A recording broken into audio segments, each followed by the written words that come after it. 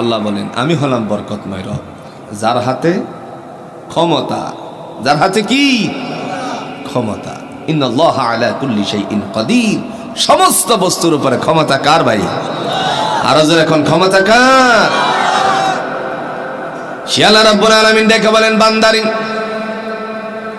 Body structure টুকু আমি নিজ হাতে বানালাম, কারো চেহারার সাথে আমি চেহারার কোনো মিল রাখিনি। তিনি কত বড় কারিগর, কত বড় আল্লাহ, কত বড় মহান তিনি। এমনিতেই তার নাম রহমান রাখেন নাই ভাইজান। আল্লাহ বলেন আমি নিজ থেকে তোমার জন্য বডির স্ট্রাকচারটারে তৈরি করেছি। একটু ধারণা দিলে সহজ হবে। এটার নাম কি?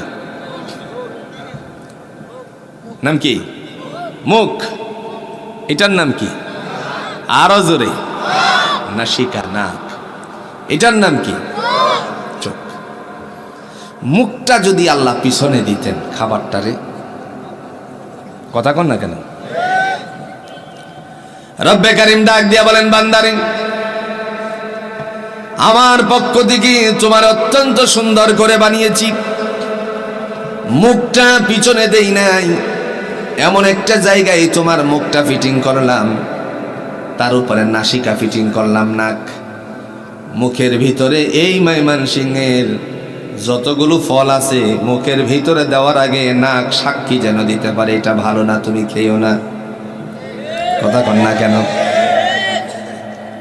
ময়মনসিংহের যেই সমস্ত ফল আছে গাছে গাছে, মুখে দেওয়ার আগে নাক যেন সাক্ষী দেয় এই ফলটা অনেক ভালো, খাও।